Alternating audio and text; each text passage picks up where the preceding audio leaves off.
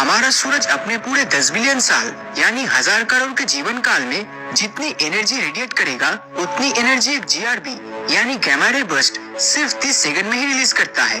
मतलब इसका 30 सेकंड सूरज के 10 बिलियन सालों के बराबर है। इससे आपको इसकी ताकत का अंदाजा तो लग ही गया होगा। ये विस्फोट अगर धरती से कई हजार लाइट ईयर दूर भी हो तब भी धरती को विनाश करने की शक्ति रखता है। और ठीक ऐसी ही कुछ गैमा रे बर्स्ट आज से 50 करोड़ साल बाद जरूर होगा। हमारी धरती से इंसानी सभ्यता का नामो निशान मिट जाएगा। तो अगर गैमा रे बर्स्ट के बाद भी अगर हम जिंदा बचे तो आने वाले 80 करोड़ सालों में धरती का खात्मा होना तय है।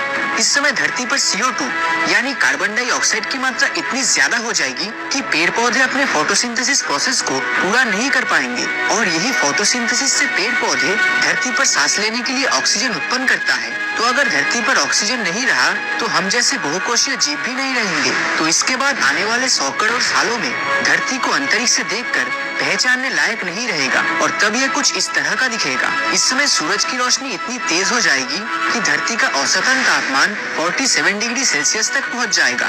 धरती पे मौजूद सभी समुद्र के ज्यादातर पानी इतने तापमान के चलते भाप में बदल जाएगा और धरती का बचा कुचा पानी नीचे साउथ पोल की तरफ चला जाएगा, जहां आज के समय एंटार्क्टिका मौजूद है। तो आने वाले 150 करोड़ सालों में हमारा सूरज और भी तेजी से हीट रेडिएट करेगा, जिसके चलते सोलर सिस्टम का जो हैबिटेबल जोन है वो और भी दूर चला जाएगा और हमारी धरती जो लाखों करोड़ों सालों से हैबिटेबल जोन के अंदर हुआ करता था वो उससे बाहर निकल जाएगा। दोस्तों, हैबिटेबल जोन सोलर सिस्टम का वो हिस्सा होता है जो हमें जिंदा रहने के लायक हवा, पानी और मिट्टी देती है। तो तब इस समय जिंदा रहने के लिए मार्स एक बहुत अच्छा ऑप्शन हो सकता है। तो आने वाले 230 करोड़ सालों में धरती का आउटर लिक्विड कोर जो बहुत ही ज्यादा गर्म होता है वो इतने सालों में जमना शुरू करेगा और अगर ये कोर जम गया तो धरती अपने मैग्नेटिक फील्ड को हमेशा के लिए खो देगा।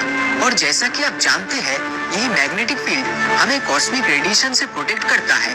तो इस मैग्नेटिक फील्ड के बिना धरती पूरी तरह से इन जानलेवा कॉस्मिक रेडिएशन के सामने एक्सपोज्ड हो जाएगा और अब तक जितनी भी जीव इन साउथ पोल के पानी के करीब जिंदा बचा था वो इसके बाद खत्म हो जाएगा।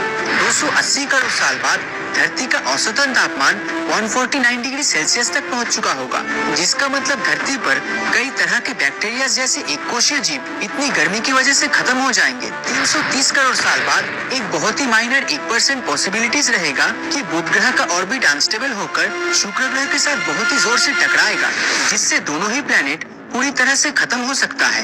350 करोड़ साल बाद सूरज की रोशनी की इंटेंसिटी आज के समय से 40% ज्यादा बढ़ जाएगा और तब हमारी धरती कुछ इस तरह का दिखेगा जैसे आज के समय हमें वीनस यानी शुक्र ग्रह देखने में लगता है। और तब धरती का तापमान 1330 डिग्री सेल्सियस तक पहुंच चुका होगा। ये तापमान किसी भी पत्थर को पिघलाने के लिए काफी होता है। 400 करोड़ साल बाद हमारे इस पूरे गैलेक्सी का नक्शा ही बदल जाएगा। इस समय हमारे मिल्की वे गैलेक्सी से बहुत ही दूर एंड्रोमेडा गैलेक्सी आपस में एक दूसरे से टकराएगा और बन जाएगा मिल्ड्रोमेडा गैलेक्सी। और तब मिल्ड्रोमेडा गैलेक्सी के किसी भी प्लेनेट से आसमान का नजारा कुछ इस तरह का होगा।